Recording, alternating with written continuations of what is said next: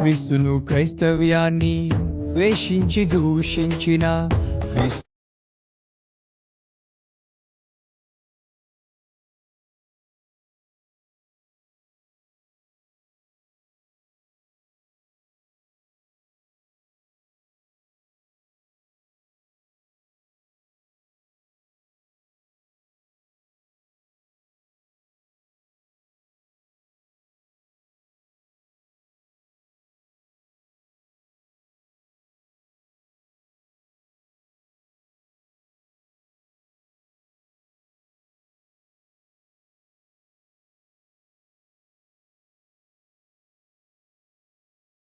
కాన్స్టెంట్గా భూమి తిరుగుతుంది కనుక, దానికి ఒక లెక్కలో దేవుడు పెట్టాడు కనుక అది తిరుగుతుంది కనుక ఈరోజు మనుషుడు భూమి మీద చేసేటువంటి ప్రతి ప్రయత్నము సఫలమవుతుంది. శాస్త్రాలు సఫలమవుతున్నాయి. ఇప్పుడు 100 మంది తిరిగేటువంటి ట్రాఫిక్ ఇన్స్పెక్టర్ లేకపోతేనే యాక్సిడెంట్ జరిగిపోతే, కొన్ని వేల లక్షల గ్రహాలు తిరుగుతున్నటువంటి ఈ యొక్క సృష్టిని స్వాధీనం చేసుకుని దానిని కంట్రోల్ చేసేటువంటి పవర్ లేకపోతే ఈ భూమి ఎప్పుడో అర్థమైపోయాను. దేవునికి స్తోత్రం, హల్లెలూయా. దీన్ని బట్టి అర్థమవుతుంది అంటే there is a supreme power. ప్రతి శక్తి వెనుకల ఒక సుప్రీం పవర్ అన్నటువంటిది. ఆ సుప్రీం పవరే మనం అనుకుంటున్నటువంటి దేవుడు. దేవునికి స్తోత్రం, హల్లెలూయా, హల్లెలూయా. అసలు దేవుడు ఉన్నాడా అంటే అవి చాలామంది ఏమంటారంటే ఇవన్నీ యాదృచ్ఛికంగా పుట్టుకొచ్చినాయి అంటారు. అందులో బిగ్ బ్యాంగ్ థియరీ ఒకటి. బిగ్ బ్యాంగ్ థియరీ, ఈ బిగ్ బ్యాంగ్ థియరీలో 2 న్యూట్రాన్లు కలుసుకుంటే విస్ఫోటనం జరిగింది. ఆ విస్ఫోటనం ద్వారా ఈ సృష్టి అంతా కలిగింది అంటున్నారు. అసలే నేను అంటాను, పోన్లే 2 న్యూట్రాన్లు కలిస్తేనే ఈ సృష్టి కలిగింది అనుకుందాం. అసలు ఆ న్యూట్రాన్లు తయారు చేసినోడు ఎవడు? మనుషుల యొక్క జ్ఞానం అక్కడికి వెళ్ళేసరికి వాళ్ళు ఏమంటున్నారంటే దేవుడు అని ఒప్పుకునే వాళ్ళు కొంతమంది ఉన్నారు. కొంతమంది ఏమంటున్నారంటే there is a supreme power behind the creation. సృష్టి వెనకాల ఒక సర్వోన్నతమైనటువంటి శక్తి ప్రభావం ఒకటి ఉంది. దేవునికి స్తోత్రం, హల్లెలూయా. ఆ శక్తి ఎవరయ్యా అంటే దేవుడు. దేవునికి స్తోత్రం, హల్లెలూయా. ఒకసారి ఐన్స్టీన్ అనేటువంటి ఒక శాస్త్రవేత్త తన స్నేహితులతో విభేదం కలిగిందట. ఏంటంటే ఆ స్నేహితుడు అంటున్నాడంట దేవుడు లేడు అంటున్నాడట. ఈయన అంటాడట సర్లే దేవుడు లేడు అన్నావు కదా సర్లే అన్నాడట. ఒకసారి తన స్నేహితుడిని ఇంటికి పిలిచాడట ఐన్స్టీన్ గారు. పిలిచినప్పుడు ఆ స్నేహితుడు ఇంటికి వచ్చాడట. ఇంటికి వచ్చేసరికి ఈ ఐన్స్టీన్ గారు తన టేబుల్ మీద సౌర కుటుంబపు నమూనా ఒకటి ఉందట. అంటే సౌర కుటుంబానికి పోలినటువంటి ఒక గ్లోబు, తర్వాత నవగ్రహాలకు సంబంధించినటువంటి గ్లోబు, ఒక సిస్టమ్ అక్కడ తయారు చేసి ఉందట. స్నేహితుడు వచ్చి అన్నాడట, Einstein who made this very beautiful, ఎవరు తయారు చేశారు, ఇది చాలా అందంగా ఉంది అన్నాడట. ఐన్స్టీన్ గారు ఆయన చూసి అన్నాడట, ఎవరో నాకు తెలియదా, అది అక్కడే ఉంది అన్నాడట. అదేంటి అది అక్కడ ఎలా ఉంటుంది, ఎవడో ఒకడు అది తయారు చేసి పెట్టాలి కదా. ఎవరో ఇందాకేదో శబ్దం వచ్చినప్పుడు చూస్తే అవన్నీ అక్కడ ఉన్నాయన్నాడట. అది ఎలా కుదురుతుంది? మరి ఇది కుదరనప్పుడు, ఈ చేతిలో ఉండేటువంటి ఈ చిన్నదే కుదరనప్పుడు, ఈ మహాసృష్టిలో ఉన్నటువంటి అన్నీ కూడా వాటికి అవే కలిగాయంటే ఎలా కుదురుతుంది? అర్థమైన దేవునికి స్తోత్రం, హల్లెలూయా. దేవుడు అనేవాడు ఉన్నాడు కనుకనే, సుప్రీం పవర్ అనేటువంటిది ఉంది కనుకనే ఈ సమస్తమును కలిగాయి. ఈ సమస్తమును కూడా ఆ సుప్రీం పవర్ ఏం చేస్తుందంటే కంట్రోల్ చేస్తుంది. దేవునికి స్తోత్రం. ఆ సుప్రీం పవర్ అనేటువంటిది లేకపోతే ఈ సృష్టి అంతా కూడా ఎప్పుడో కొలాప్స్ అయిపోయేది. మామూలుగా కాదు. ఈరోజు మనం బ్రతికి ఉన్నామంటే ఆ సుప్రీం పవర్ యొక్క ప్రభావమే. దేవునికి స్తోత్రం, హల్లెలూయా. ఇప్పుడు ఆ సుప్రీం పవర్ ఎవరు? మనం ఏమంటామంటే ఏసే ఆ సుప్రీం పవర్ అంటాం. చిన్న చిన్న పనికే ఎంతమంది మేస్తులు ఉంటే పని అవ్వట్లేదే, ఇంత భారీ ఉన్నతమైనటువంటి మానవ సృష్టికి, మానవ కంటికి కనబడిన ఉన్నతమైనటువంటి సృష్టిని నడిపించడానికి ఎంతమంది ఉంటారండి? ఒక్కడే. దేవునికి స్తోత్రం. హల్లెలూయా. ఎవరు ఏమనుకున్నా సరే దేవుడు ఒక్కడే. అర్థమైన వారు దేవునికి స్తోత్రం. హల్లెలూయా. దేవుడు ఒక్కడే. అయితే ముస్లింలు అలా అంటున్నారు, హైందవులేమో 33,33,33,333 మంది దేవుళ్ళు ఉన్నారు. వీళ్ళందరిలోని సుప్రీం పవర్స్ అంటే ఒక వాళ్ళు అనుకున్నట్టుగా ఒక హైయెస్ట్లో ఉన్న వాళ్ళు ఎవరంటే ముగ్గురు. ఎవరు? బ్రహ్మ, విష్ణు, మహేశ్వరులు. వీళ్ళు ముగ్గురు అనుకుందాం. ఈ ముగ్గురు కూడా దేవుళ్ళు కాదు. దేని ప్రకారం అంటే కాలజ్ఞానం రాసినటువంటి వీరబ్రహ్మం గారు పుస్తకంలో పోసినటువంటి బొమ్మ ప్రకారంగా, చిత్రపటం ప్రకారంగా వీళ్ళ ముగ్గురు కూడా దేవుళ్ళు కాదు, వీళ్ళ ముగ్గురు కూడా భక్తులే. దేవునికి స్తోత్రం. హల్లెలూయా. అయితే దేవుడు అనేవాడు, ఈయన దేవుడు, నేను నమ్ముతున్న వాడే దేవుడు, నేను నమ్ముతున్న వాడే దేవుడు, నువ్వు నమ్ముతున్న దేవుడే దేవుడు. ఎవరు నిజమైన దేవుడు అని ఎలా తెలుస్తుంది? దేవుడు అనేవాడు ఉన్నాడు, బాగానే ఉంది. మొట్టమొదటి ఇద్దరు ఉన్నారు, దేవుడు ఉన్నాడు అన్నవాడు, లేడు అనేవాడు.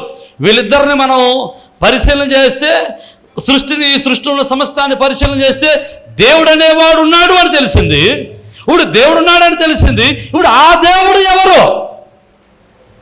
ఆ దేవుడు ఎవరు? నువ్వు అనుకుంటున్నటువంటి నాయన బాబా, నువ్వు అనుకున్నటువంటి ఇంకొక ఆయన, లేకపోతే వాళ్ళు అనుకున్నటువంటి ఇంకొక ఆయన, ఎవరు దేవుడు? దేవుడు ఎవరని తెలుస్తుంది? ఎలా తెలుస్తుంది ఎవరు దేవుడు అని తెలుస్తుంది? ఎవరు దేవుడు అని తెలుస్తుంది అంటే దేవుళ్ళకున్నటువంటి ఒక క్వాలిటీ ఏంటంటే, సృష్టిని సృజించిన వాడు సృష్టి ధర్మాన్ని జయించగలిగిన వాడై ఉండాలి. అప్పుడే వాడు సృష్టికర్త.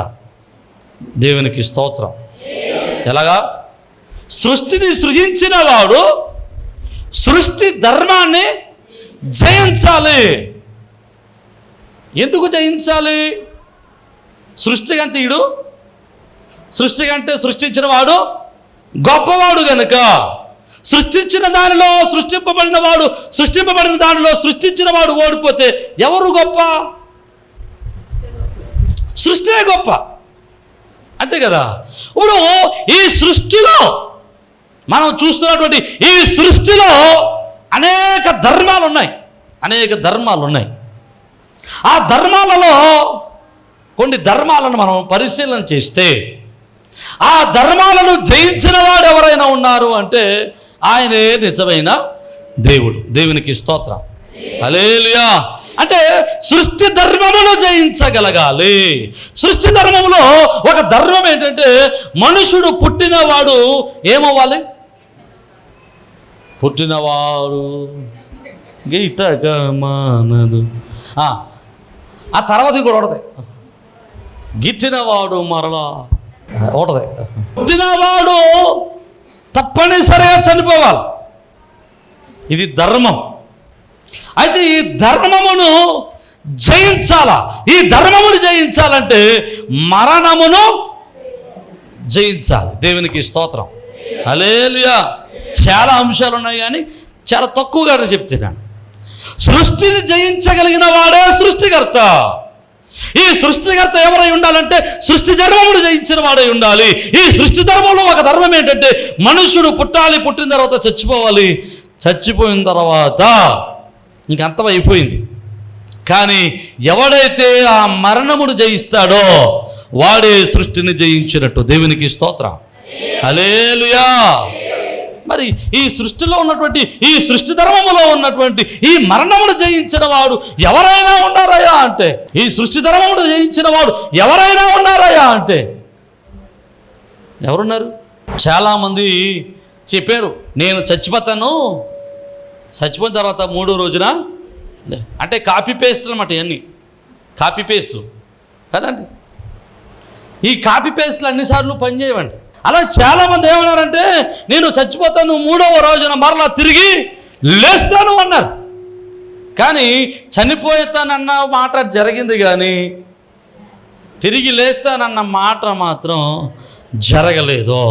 అలా జరిగింది ఏదైనా ఉంది అంటే, మరణమును గెలిచిన వాడు ఎవరైనా ఉన్నారు అంటే అది యేసు క్రీస్తు ప్రభుల వారు ఒక్కడే.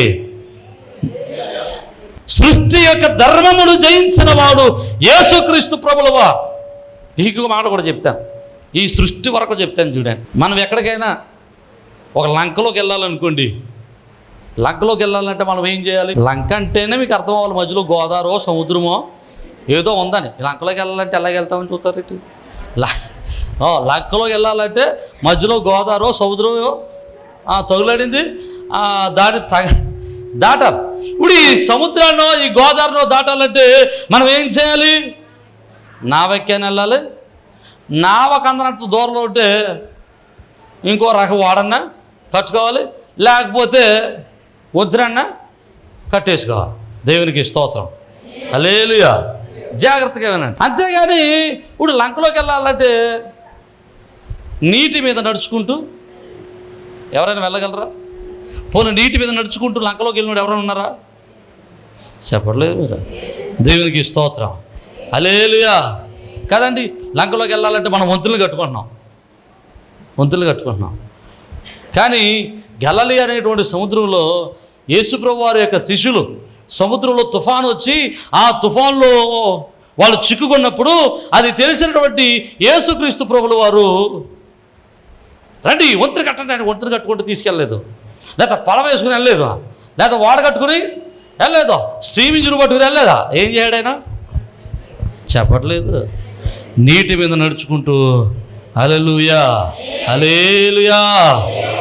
నీటి మీద నడవడం మాటలా? నీటి మీద నడవడం అంటే నీటి యొక్క ధర్మమును జయించాల.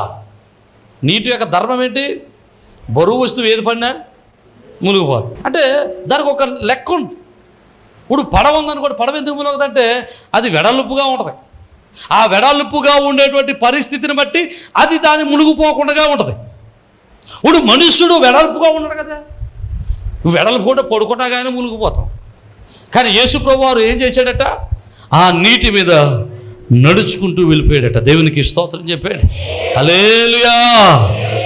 ఆయన నీటి మీద నడిచి నీటి యొక్క ధర్మమును, ఈ సృష్టి ధర్మమును జయించిన వాడు. అక్కడికి వెళ్ళిన తర్వాత ఆయన ఏం చేశాడు? తుఫానును ఆపాడు.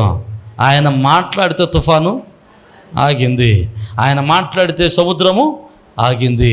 ఆయన మాత్రమే నీటి మీద నడవడం కాదండి, ఆయనతో పాటు ఆయన శిష్యులైనటువంటి పేతురును కూడా నీటి మీద. ఆమేన్, హల్లెలూయా హల్లెలూయా. ఆయన తన సృష్టి తన చేతిలో ఉంది. ఆయనే కాదు, సృష్టి ధర్మమును ఆయన నమ్మిన వారికి కూడా సృష్టి ధర్మమును జయించు శక్తిని దేవుడు. ఆమేన్, హల్లెలూయా హల్లెలూయా. అందుకోసమే అబ్రహాముకి సృష్టి ధర్మములో ఋతుక్రమం ఆగిపోయిన తర్వాత, శరీరము ఉడిగిపోయిన తర్వాత దేవుడు అబ్రహాముకు తిరిగి పునరుజ్జీవ శక్తిని అనుగ్రహించి కుమారుని అనుగ్రహించాడు. హల్లెలూయా హల్లెలూయా. సృష్టి ధర్మమును జయించిన వాడు ఆయన. ఇశ్రాయేలు ప్రజలు ప్రయాణం చేసుకుంటూ వెళ్తూ ఉన్నప్పుడు ఆ ప్రయాణంలో ఎర్ర సముద్రం అడ్డొచ్చిందండి. ఏంటది? ఎర్ర సముద్రం అడ్డొచ్చింది. ఈ సముద్రం అడ్డొచ్చినప్పుడు దేవుడు వాళ్ళకి పడవలు ఇవ్వలేదండి. మరి ఏం చేశాడు? 2 కర్రలు అట్టుకొచ్చి, 2 గొట్లు అట్టుకొచ్చి, లేకపోతే 2 పెద్ద పెద్ద చెక్క ముక్కలు అట్టుకొచ్చి, అంతేనా? మరి ఇప్పుడు నీళ్ళు అవతల యువతలు కలగకుండా చేయాలంటే ఏం చేయాలి? యువతలో బ్రిడ్జి యువతలో లాక్ కడితే కానీ నీళ్ళు ఆగవు కదా. లాక్ కట్టినా ఆగట్లేదు, యువతలో బట్టి సీళ్ళు పెట్టుకుని కదండి. ఇప్పుడు సముద్రము 2 పాయలయ్యి యువతల నీరు యువతలే ఉండిపోయి ఒక్క రాత్రిలోనే సముద్రం అంతా ఆరిన నేలగా మారి ఇశ్రాయేలీయులను దాటిపోయే వరకు నీటిని కట్టడి చేసిన వాడు దేవుడు. హల్లెలూయా హల్లెలూయా. జాగ్రత్తగా వింటే వాళ్ళు దాటుకు వెళ్ళిపోయారు కదా, అక్కడ వరకే ఉంటే ఈరోజు మన మాట ఎవడు వినేవాడు కాదు. మీరన్నీ కళ్ళబొల్లు కబుర్లు చెప్తారు, మీరన్నీ కళ్ళబొల్లు కబుర్లు చెప్తారు, మీ అన్ని కట్టుడు పురాణాలే, గుట్టుడు పురాణం ఏమంటారు, పురాణాలు ఏమంటారు, కట్టుడు పురాణాలా, కట్టుడు పురాణాలే, మీరు కల్పిత పురాణాలా మీరని మనల్ని ఏడ్పించుకు తినేసేవారు అనమాట. అందుకనే దేవుడు, మనం నమ్ముచున్న దేవుడు సర్వజ్ఞాని గనుక రాబోతున్న తరాల యొక్క ఆలోచన శక్తి, ఆలోచన జ్ఞానం ఎలాగుంటుందో ఎరిగిన వాడు గనుక ఆయన ఏం చేశాడంటే, ఆ ఇశ్రాయేలు వెళ్ళిపోయిన తర్వాత ఐగుప్తీయులు కూడా ఆ యొక్క దాంట్లోనికి వచ్చాడంట. వచ్చిన తర్వాత దేవుడు అన్నాడు, రేయ్ వెనక చాపు చెయ్యాపు అంటే చెయ్యి చాపితే నీళ్ళు రెండు కలిసిపోయాయి. దేవునికి స్తోత్రం, హల్లెలూయా. రెండు కలిసిపోయాయి. ఈ రెండు కలిసిపోయినప్పుడు ఆ ఐగుప్తుల యొక్క రథ చక్రాలన్నీ, రథములన్నీ కూడా ఆ మట్టిలోనే ఇప్పటికీ కూడా ఆ ఎర్ర సముద్రములో, ఆ ఎర్ర సముద్రం రెండు పాయలైనటువంటి స్థలములో ఐగుప్తీయుల యొక్క రథ చక్రాలు ఇప్పటికీ కూడా సజీవ సాక్ష్యాలుగా నిలిచి ఉన్నాయి. హల్లెలూయా, హల్లెలూయా. దాన్ని బట్టి మనకి ఏమర్థం అవుతుందంటే, సృష్టిని జయించిన వాడు, ఆమేన్. ఎవరంటే సృష్టిని జయించిన వాడు? మీకు ఇంకా చాలా ఉదాహరణలు ఉన్నాయి, చెప్తాను చూడండి. యెహోషువ యుద్ధం చేస్తున్నాడు, జాగ్రత్తగా. యెహోషువ యుద్ధం చేస్తున్నప్పుడు యుద్ధ సమయంలో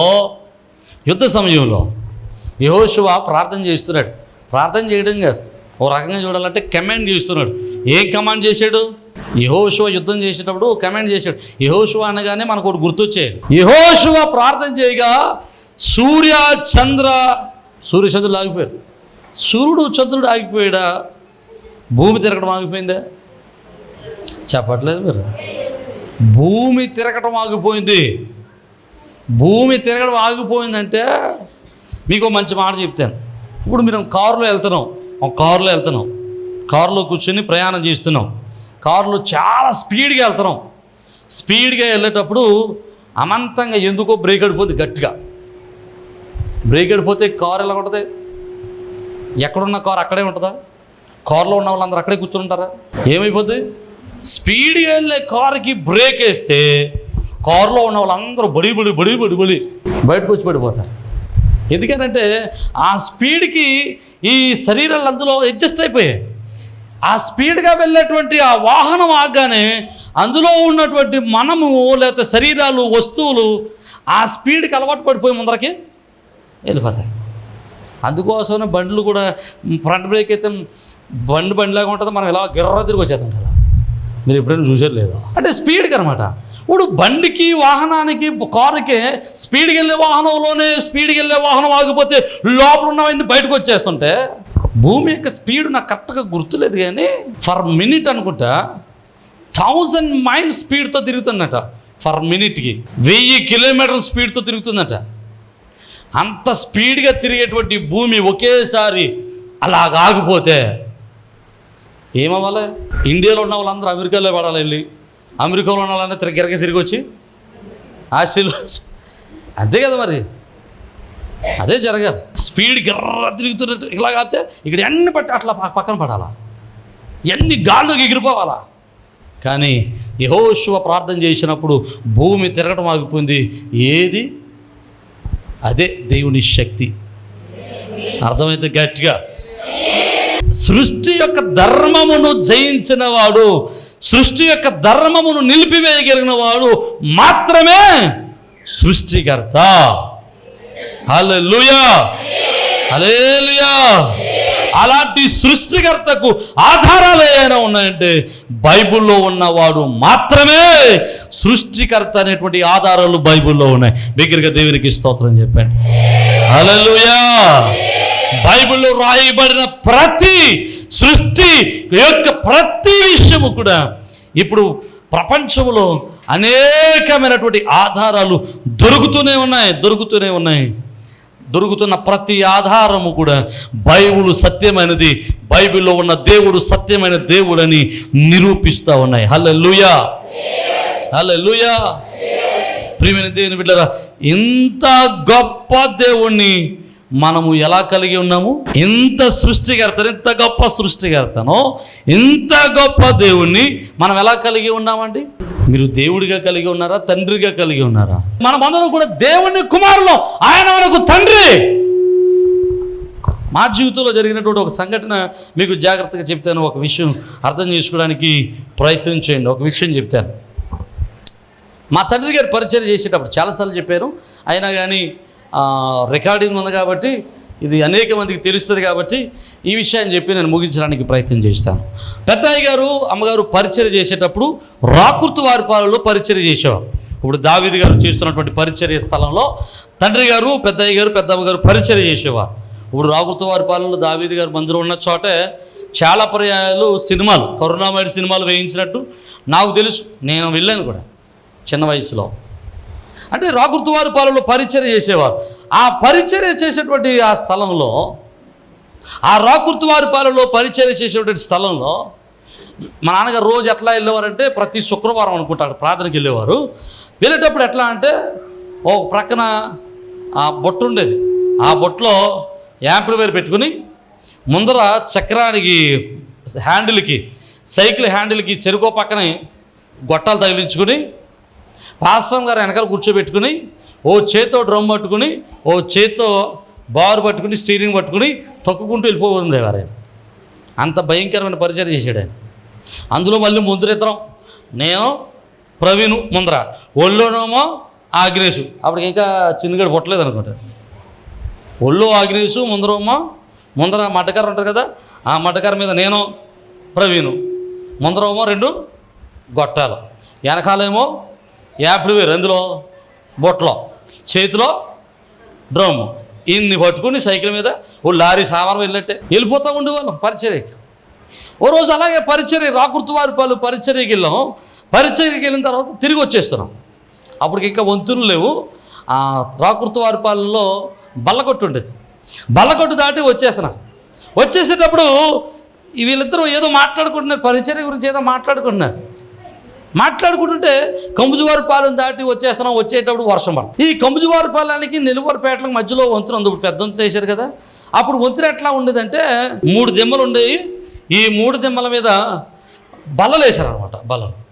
ఈ బల్లలు వేస్తే ఈ 3 దిమ్మలు ఉంటే ఇక్కడ వరకు బల్ల ఉండేది. ఇక్కడ నుంచి ఈ దిమ్మ మీదకి ఒక కట్టేశారనమాట. దాన్ని ఏమంటారంటే ఒక పొడిగా జామేలు చెట్టు ఏదో పట్టేశారనమాట. ఈ పట్టి మీద నడాలి. అసలు మామూలుగా నడవడమే కష్టం. కంబుజువారిపాలెం నుంచి ఇక్కడికి టిఫిన్కి వచ్చే వాళ్ళు ఏం చేసేవారంటే సైకిల్ అవతల పెట్టి నడుచుకుంటూ వచ్చి మళ్ళీ అక్కడ నుంచి వెళ్తూ ఉండేవారు. అలాంటి పరిస్థితిలో ఒకవేళ రోడ్డు బాగుంది, ఎండ ఉందనుకోండి, సైకిల్ ఇలా పట్టుకొని సైకిల్ ఇలా మోసుకుంటూ వెళ్ళి ఒంటిగా నడుచుకుంటూ వెళ్ళిపోవచ్చు. ఇలా పక్కకి ఇలా నడుచుకుంటూ వెళ్ళిపోవచ్చు అనమాట. అలాగుంటే తిరిగి ప్రయాణంలో వచ్చేస్తున్నటువంటి సమయంలో వీళ్ళకి మర్చిపోయారు. ఇప్పుడు ఏంటి మర్చిపోయారంటే వంతున ఉంటుంది, వంతుని ఎలా దాటాలనేటువంటి సంగతి చెప్పుకుంటూ వచ్చేస్తున్నారు. అది ఇప్పుడు వంతున వర్షం వస్తుంది, వర్షం వచ్చినప్పుడు దాని మీద మట్టి ఉంటుంది, మట్టి కాలు జారితే పడిపోతాం.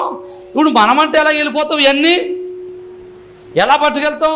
చెప్పుకుంటూ దేని గురించి చెప్పుకుంటూ, వంతుని గురించి చెప్పుకుంటూ ఇంటికి వచ్చేసారు. దేవునికి స్తోత్రం, హల్లెలూయా. చెప్పుకుంటూ ఇంటికి వచ్చేసారు. ఇంటికి వచ్చిన తర్వాత కాలు ఆగిపోద్ది. మనకు తెలియకుండా మన బండి ఆగిపోతుంది కదా. మన ఇంటి రాగానే సైకిల్ ఆగిపోయింది. ఆగిపోయిన తర్వాత ఈయన గుర్తొచ్చింది, అయ్యో మనం ఒత్తిడి దాటేసామని వెంటనే వాళ్ళ అరుగు మీద మోకరించి, ప్రభువా మమ్మల్ని కాపాడిన దేవుడువు, గొప్ప దేవుడు అయ్యా, దేవునికి స్తోత్రం, హల్లెలూయా. అందుకోసం అలాంటి ఎన్నో అద్భుతమైన కార్యాలు దేవుడు వారి జీవితంలో ప్రభు జరిగించాడు కనుకనే ఈరోజు పరిచర్య ఎంతగా ఆశీర్వదింపబడింది. దేవునికి స్తోత్రం, హల్లెలూయా. దేవుడు మన పక్షాన ఉన్నాడు అని చెప్పడానికి ఇలాంటి కార్యాలే సాదృశ్యం. దేవుడు మన పక్షాన ఉన్నాడంటే మన పక్కన ఏం చేస్తాడు? మన పక్షాన కార్యాలు జరిగిస్తాడు. అనేక పర్యాలు ఇలాంటి అద్భుతమైన కార్యాలు దేవుడు మన పట్ల జరిగిస్తూనే ఉన్నాడు. అందుకోసమనే ఇలాంటి సూపర్ న్యాచురల్ ఈవెంట్స్ జరుగుతున్నాయి కనుకనే ఇలాంటి సూపర్ న్యాచురల్ ఈవెంట్స్ బైబిల్లోనే కాదు జీవితంలో కూడా జరుగుతున్నాయి కనుకనే మేము ఆరాధించుచున్న దేవుడు మాత్రమే సర్వశక్తి కలిగిన దేవుడు అని మేము నమ్ముతున్నాము. దగ్గరగా హల్లెలూయా. అందుకనే మేము నమ్ముచున్నాం ఆయన ఉన్నవాడు అనువాడు. అంత గొప్ప దేవుడు. మాట ఎన్ని ఇప్పటివరకు ఎందుకు చెప్పుకొచ్చానంటే ఒకే మాట గురించి చెప్పుకొచ్చాను. ఎవరైనా దేవుడు దేవుడు అన్న పదం గురించి చెప్పాను ఇప్పటివరకు. అసలు ఉన్నాడా లేడా? ఇప్పుడు ఉన్నాడంటారా లేరంటారా?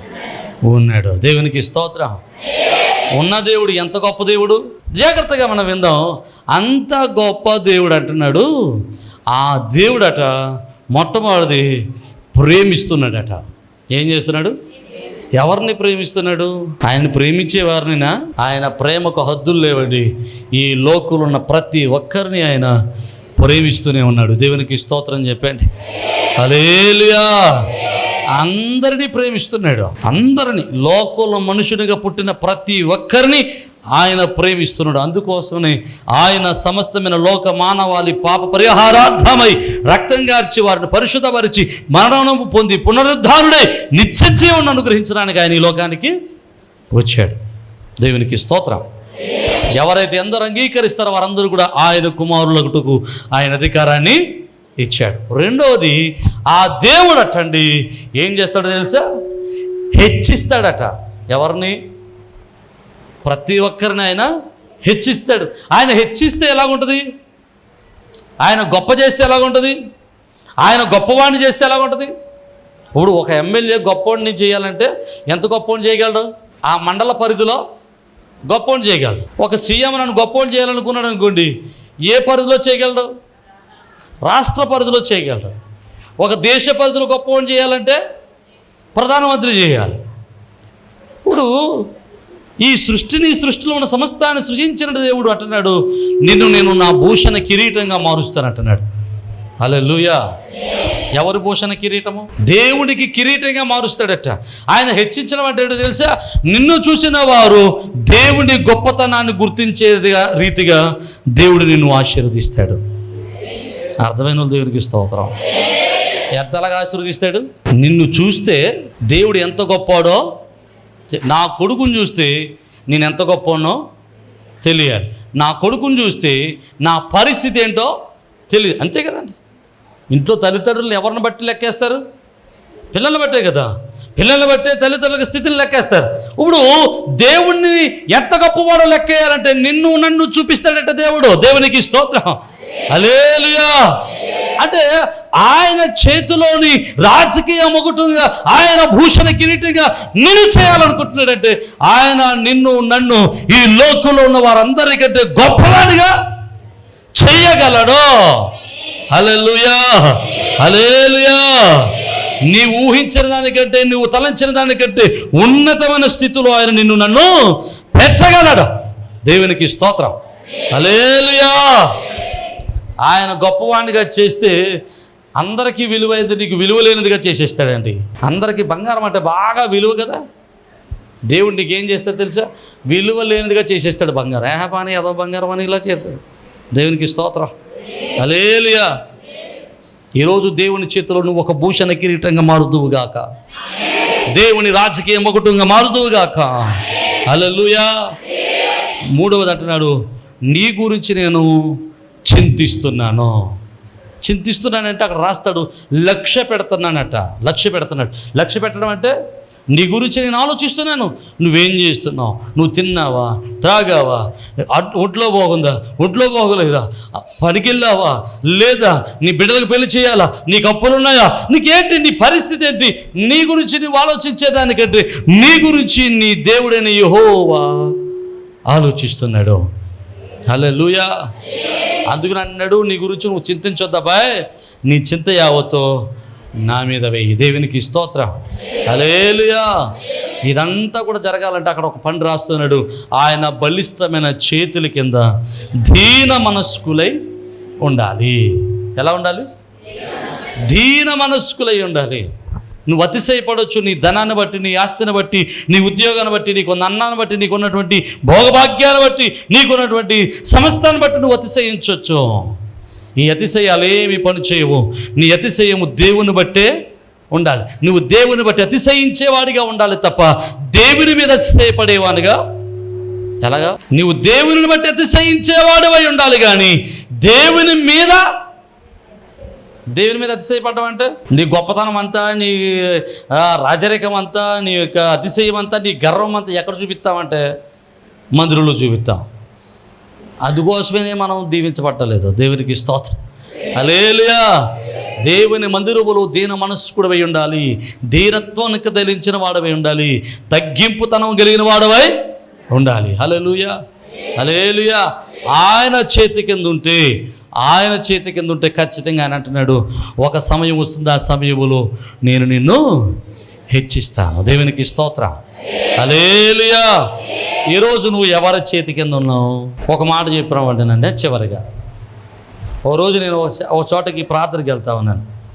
ఆ ముందు వారమే ఓ చెల్లి నా దగ్గరికి వచ్చి కన్నీరు పెట్టుకుని అడుగుతూ ఉంది, అన్నయ్య నేను ఎంత ప్రార్థన చేసినా, ఎంత భక్తి చేసినా దేవుడు నా ప్రార్థన వినడం లేదు, నా మొర వినడం లేదు, నా ఆశలు తీర్చడం లేదు, నా కన్నీరు తొలగడం లేదు.